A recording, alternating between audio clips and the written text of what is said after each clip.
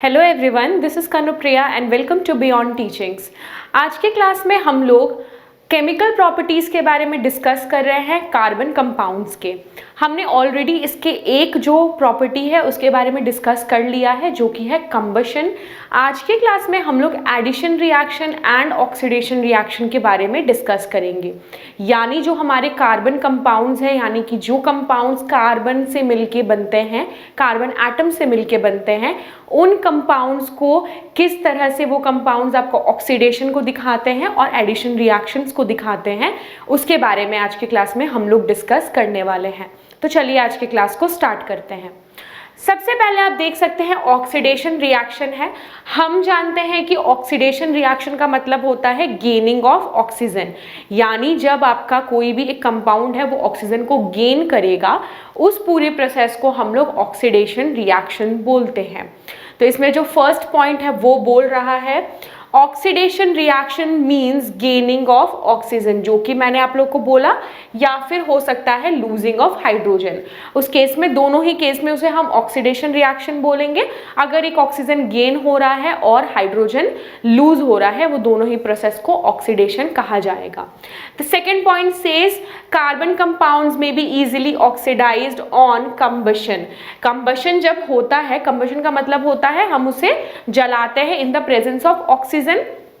Oxygen के presence में जब हम लोग किसी वस्तु को जलाते हैं, कार्बन कंटेनिंग कंपाउंड्स को जलाते हैं, तो क्या होता है, ऑक्सीजन को वो गेन कर लेता है। जैसे कि अगर एक कार्बन है, उसमें ऑक्सीजन के प्रेजेंस में उसे कंबशन किया जाए तो ये CO2 बन जाएगा। ऑक्सीजन जो है वो क्या करेगा, कार्बन जो है वो ऑक्सीजन को गेन कर लेगा, यानी कि ऑक्सीडाइज हो जाएगा। Third point says some substances are capable of adding oxygen to others, यानी कि कुछ ऐसे सब्सटेंस होते हैं जो केपेबल होते हैं कि वो एक सब्सटेंस में ऑक्सीजन को डाल दे, यानी कि वो जो होते हैं वो ऑक्सीजन को लेके किसी और कंपाउंड में ऐड कर देते हैं। ये उनकी क्षमता होती है, उनकी कैपेबिलिटीज होती है। These substances are known as oxidizing agent, यानी कि ऑक्सीडाइजिंग एजेंट ऐसे सब्सटेंस को बोला जाता है जो कि केपेबल होते हैं किसी भी ऑक्सीजन को दूसरे कंपाउंड में ऐड करने के लिए। Clear? Fourth point says potassium permanganate और acidified potassium dichromate oxidizes alcohol to acid, यानी ये जो दो कंपाउंड्स हैं ये क्या है, आपके कैटलिस्ट है, यानी कि जो पोटेशियम परमैंगनेट है और एसिडिफाइड पोटेशियम डाइक्रोमेट है, ये दोनों कैटलिस्ट है। ये क्या करते हैं, ये क्या करने में मदद करते हैं, ये आपके अल्कोहल्स को एसिड में ऑक्सीडाइज करते हैं, यानी कि अल्कोहल्स को एसिड में कन्वर्ट करते हैं। Clear? Adding oxygen to these starting materials, hence they are known as oxidizing agent, यानी ये दोनों जो है पोटेशियम आपका परमैंगनेट और आपका एसिडिफाइड पोटेशियम डाइक्रोमेट जो है, ये क्या है, ऑक्सीडाइजिंग एजेंट है। क्यों ऑक्सीडाइजिंग एजेंट है? क्योंकि ये क्या कर सकते हैं, आपके ऑक्सीजन को दूसरे कंपाउंड्स में आपका ऐड करने की कैपेसिटी रखते हैं, इसीलिए हम इन्हें आपका ऑक्सीडाइजिंग एजेंट बोलते हैं। ये जो रिएक्शन आप देख सकते हैं, इसमें क्या है, एक अल्कोहल है, ये एक अल्कोहल है, ये इथेनॉल है, क्योंकि दो कार्बन कंपाउंड्स, कार्बन एटम्स यहाँ पे है। ये अल्कलाइन KMnO4, इसके प्रेजेंस में, हीट के प्रेजेंस में, यानी कि इन दोनों के बीच में कोई भी एक कैटलिस्ट को करेंगे तो दोनों का ही सेम रिजल्ट फॉर्म होगा। इन दोनों ऑक्सीडाइजिंग एजेंट के प्रेजेंस में ये आपका क्या बनाएगा, एक अल्कोहल से आपका एसिड में कन्वर्ट कर देगा। पहले हमारे पास क्या था, एक अल्कोहल था जो कि हमारा है इथेनॉल। वो इथेनॉल जो था वो जाके आपका मिथेनोइक एसिड में कन्वर्ट हो गया in the process of oxidation. Clear? यहाँ पे जो कैटलिस्ट है वो आपके ये दोनों है, यानी कि आपका पोटेशियम परमैंगनेट और एसिडिफाइड पोटेशियम डाइक्रोमेट। क्लियर? ये है आपका ऑक्सीडेशन का पूरा प्रोसेस। ये आपका सेकेंड प्रॉपर्टी है। थर्ड प्रॉपर्टी जो होता है कार्बन कंपाउंड्स का, वो होता है एडिशन रिएक्शन, जिसके बारे में अभी हम लोग डिस्कस करेंगे। So the next property of carbon compounds is addition reaction. Addition reactions के नाम से ही आप जान सकते हैं यहाँ पे कोई चीज का एडिशन होगा, यानी कि किसी चीज को मिलाया जाएगा। तो देख लेते हैं इसमें क्या पॉइंट्स है। The first point says unsaturated hydrocarbons add hydrogen in the presence of catalyst such as palladium or nickel to give saturated hydrocarbon. Hydrocarbons, यानी कि जो अनसैचुरेटेड हाइड्रोकार्बन्स है वो कन्वर्ट हो रहे हैं किसमें, सैचुरेटेड हाइड्रोकार्बन्स में, इन द प्रेजेंस ऑफ पैलेडियम और निकल कैटलिस्ट में क्या हो रहा है, ये दोनों कन्वर्ट हो रहे हैं। यानी पहले हम लोग क्या लेंगे, डबल बॉन्ड वाले कार्बन या फिर ट्रिपल बॉन्ड वाले कार्बन्स को लेंगे, वो कन्वर्ट हो जाएंगे सिंगल बॉन्ड वाले कार्बन कंपाउंड्स में, यानी कि saturated compounds unsaturated compounds saturated compounds में वो आपके चेंज हो जाएंगे। The second point says the reaction is commonly used in hydrogenation of vegetable oils using निकल कैटलिस्ट। जो वेजिटेबल ऑयल्स होते हैं उनकी हाइड्रोजनेशन प्रोसेस जो होता है उसमें ये आपका काम आता है, ये जो एडिशन रिएक्शन है उनमें जाके ये काम आता है, ये इसका एप्लीकेशन है। Clear? The third point says vegetable oils are long unsaturated hydrocarbon chains। आपके जो वेजिटेबल ऑयल्स है वो क्या होते हैं, सैचुरेटेड अनसैचुरेटेड फैट्स होते हैं, लॉन्ग चेन्स होते हैं अनसैचुरेटेड फैट्स के। वाइल आपके जो एनिमल फैट्स है वो आपके क्या है, सैचुरेटेड कार्बन चेन्स है। आपके जो वेजिटेबल ऑयल्स हो गए, यानी कि जो वेजिटेबल प्रोडक्ट्स जो होते हैं वो आपके अनसैचुरेटेड कंपाउंड्स होंगे, और जो आपके एनिमल फैट्स होंगे, एनिमल ऑयल्स होंगे वो आपके क्या होंगे, सैचुरेटेड फैट्स होंगे। जो वेजिटेबल ऑयल्स है वो अनसैचुरेटेड कंपाउंड्स है, इसीलिए वो क्या होते हैं, बेस्ट फॉर कंजप्शन, यानी कि हम अगर इसे खाएं तो ये हमारे खाने के लिए बेस्ट होता है, ये गुड फैट्स होता है, ये हमारे बॉडी में कोई भी टॉक्सिक सब्सटेंस को रिलीज नहीं करेगा और ये हमारे कंजप्शन के लिए बहुत अच्छा है। वाइल जो आपका एनिमल फैट्स होता है वो हार्मफुल फॉर हेल्थ होता है, यानी कि ये हमारे बॉडी के लिए उतना अच्छा नहीं होता। जो फिश ऑयल हो गया या पोल्ट्री ऑयल्स हो गए या वो जितने भी प्रोडक्ट्स होंगे वो हमारे बॉडी के लिए अच्छा नहीं है, हमारे बॉडी में वो कोलेस्ट्रॉल की मात्रा को बढ़ा सकता है। तो अगर आपको एग्जाम में पूछा जाए कि विच आपका प्रोडक्ट या which fat is good for your health, vegetable oils और एनिमल फैट्स, तो आप इसमें आंसर कर सकते हैं जो वेजिटेबल ऑयल्स होते हैं वो अनसैचुरेटेड फैट्स होते हैं, जिसके वजह से वो हमारे लिए ज़्यादा बेटर होता है, हमारे हेल्थ के लिए ज़्यादा बेटर होता है।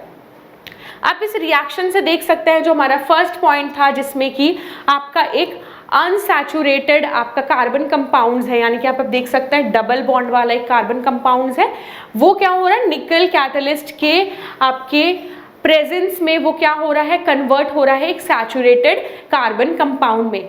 ये एक आपका अनसैचुरेटेड कार्बन कंपाउंड था, डबल बॉन्ड था, ये एक सैचुरेटेड कंपाउंड में कन्वर्ट हो गया। कन्वर्ट कैसे हुआ, यहाँ पे जो आपका हाइड्रोजन की मात्रा थी वो कम होती है, जो आपके सैचुरेटेड फैट्स और अनसैचुरेटेड फैट्स होते हैं उनमें जो आपका हाइड्रोजन की मात्रा कम होती है, और वाइल जो आपका सैचुरेटेड कंपाउंड्स है उनमें हाइड्रोजन की मात्रा ज़्यादा होती है। हाइड्रोजनेशन प्रोसेस है, यहाँ पे हाइड्रोजन को क्या किया जा रहा है, ऐड किया जा रहा है आपके अनसैचुरेटेड कंपाउंड में। हाइड्रोजन को ऐड करने की वजह से ये क्या हो रहा है, हाइड्रोजन जाके प्लेस ले रहा है और ये जो आपका डबल बॉन्ड था उससे सिंगल बॉन्ड में कन्वर्ट कर दिया जा रहा है, क्योंकि ये जो आपके कार्बन कंपाउंड्स है या कार्बन एटम्स है वो दो और हाइड्रोजन के साथ बॉन्ड फॉर्म कर रहे हैं। क्लियर? ये है आपका पूरा एडिशन रिएक्शन का प्रोसेस। इनमें कुछ और जो आपके इंपॉर्टेंट पॉइंट्स है उसके बारे में भी डिस्कस कर लेंगे हम लोग। जैसे कि जो फर्स्ट पॉइंट है वो कहता है saturated hydrocarbons are fairly unreactive in the presence of आपका कोई भी आपके रिएजेंट्स, अगर आप उसमें कोई भी अगर कैटलिस्ट को मिलाएंगे तो वो क्या है, हाईली अनरिएक्टिव है। जैसे कि जो अनसैचुरेटेड कंपाउंड थे वो निकल या फिर आपके पैलेडियम के प्रेजेंस में सैचुरेटेड कंपाउंड्स में वो कन्वर्ट हो रहे थे, लेकिन जो आपके सैचुरेटेड हाइड्रोकार्बन्स है वो इनर्ट होते हैं या ज़्यादा रिएक्टिव नहीं होते हैं। लेकिन यहाँ पे एक पॉइंट दिया है कि इन द प्रेजेंस ऑफ कोई भी आपके रीएजेंट या फिर कैटलिस्ट के प्रेजेंस में वो कुछ भी नहीं होगा, उसे वो वैसा का वैसा रहेगा।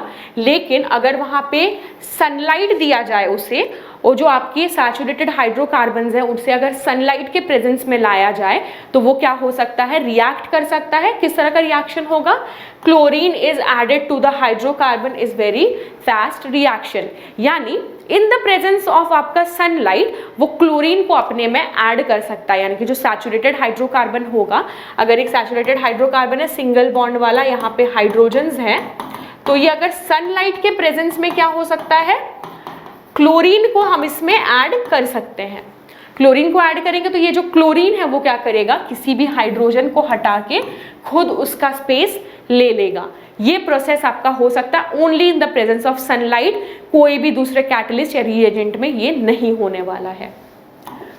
नेक्स्ट पॉइंट देख लेते हैं, chlorine can replace the hydrogen atom one by one. जैसे कि मैंने बोला, क्लोरीन जो है आपका, ये हाइड्रोजन आपके जो रहेगा उसे वो क्या कर लेगा, रिप्लेस कर देगा, यानी कि हाइड्रोजन के जगह में जाके वो उसका स्पेस को वो ग्रैब कर लेगा। Clear? It is called the substitution reaction. Substitution reaction बोला जाएगा, इसलिए बोला जा रहा है सब्स्टिट्यूशन क्योंकि एक कंपाउंड जो है, एक एटम जो है वो दूसरे एटम को उसके स्पेस से हटा रहा है, यानी कि उसकी जगह को वो ले रहा है। Because one type of atom और group of atom take place the another atom, ठीक है, दूसरे एटम के प्लेस को वो ले रहे हैं, इसीलिए इस प्रोसेस को सब्स्टिट्यूशन रिएक्शन बोला जाएगा। ये रिएक्शन इस तरह से आप देख सकते हैं, यहाँ पे क्या है आपका एक मीथेन कंपाउंड है। मीथेन को हम लोग क्लोरीन के साथ हम लोग ऐड कर रहे हैं इन द प्रेजेंस ऑफ सनलाइट। यहाँ पे आप देख सकते हैं सनलाइट के प्रेजेंस में, तो ये क्या हो रहा है, एक हाइड्रोजन को वहां से रिप्लेस कर दे रहा है। 4 हाइड्रोजन थे, एक हाइड्रोजन को रिप्लेस करके क्लोरीन यहाँ पे उसका स्पेस ले गया, 3 हाइड्रोजन बचे, और जो बाकी एक जो हाइड्रोजन बाहर निकला था इसमें से, वो दूसरा जो यहाँ से क्लोरीन था उसके साथ मिला के हाइड्रोक्लोरिक एसिड को फॉर्म कर रहा है। क्लियर? क्लोरीन ने क्या किया, उसके हाइड्रोजन के प्लेस को रिप्लेस कर लिया, वो जाके हाइड्रोजन के प्लेस में बैठ गया, और वो जो हाइड्रोजन था वो बाहर निकल के जो बाकी बचा एक क्लोरीन था उसके साथ मिलके हाइड्रोक्लोरिक एसिड को फॉर्म कर रहा है। एट लास्ट, जो लास्ट आपका पॉइंट है वो कहता है a number of products are usually formed with the higher homologous alkane. Homologous alkanes का मतलब हम जानते हैं कि जो लॉन्ग चेन्स होते हैं एल्केन्स के, उसे हम होमोलोगस ऑफ एल्केन बोलते हैं। जितना लंबा चेन होगा उतने नंबर ऑफ प्रोडक्ट्स बनेंगे। अगर छोटा चेन है, यानी कि ये एक छोटा कंपाउंड था मीथेन, तो यहाँ पे जो प्रोडक्ट्स है आपके 2 प्रोडक्ट्स फॉर्म हो रहे हैं। लेकिन अगर ये जो मीथेन का आपका मीथेन की जगह एक लंबा चेन हुआ तो वहां पे क्या होगा, आपका प्रोपेन हुआ या ब्यूटेन या हेक्सेन हेप्टेन हुआ, तो नंबर ऑफ प्रोडक्ट्स जो होंगे वो भी चेंज हो जाएंगे। 2 प्रोडक्ट्स नहीं फॉर्म होके मे बी 4 प्रोडक्ट फॉर्म होंगे, 5 प्रोडक्ट फॉर्म हो सकते हैं। तो ये पूरा प्रोसेस था आपका एडिशन रिएक्शन का। हमने कार्बन कंपाउंड्स के 3 बेसिक केमिकल रिएक्शंस के बारे में डिस्कस किया, केमिकल प्रॉपर्टीज के बारे में डिस्कस किया। पहला कंबशन था, दूसरा जो था ऑक्सीडेशन, और तीसरा जो है आपका एडिशन रिएक्शन था। आज के क्लास में हम लोग इतना ही रहने देंगे। नेक्स्ट क्लास में हम लोग कुछ इंपॉर्टेंट कार्बन कंपाउंड्स के बारे में डिस्कस करेंगे। अगर आपको आज का वीडियो अच्छा लगा तो लाइक ड्रॉप कर दीजिएगा, अगर डाउट है तो कमेंट सेक्शन पे कमेंट कर सकते हैं। तो नेक्स्ट क्लास में मिलते हैं, तब तक के लिए take care and good bye.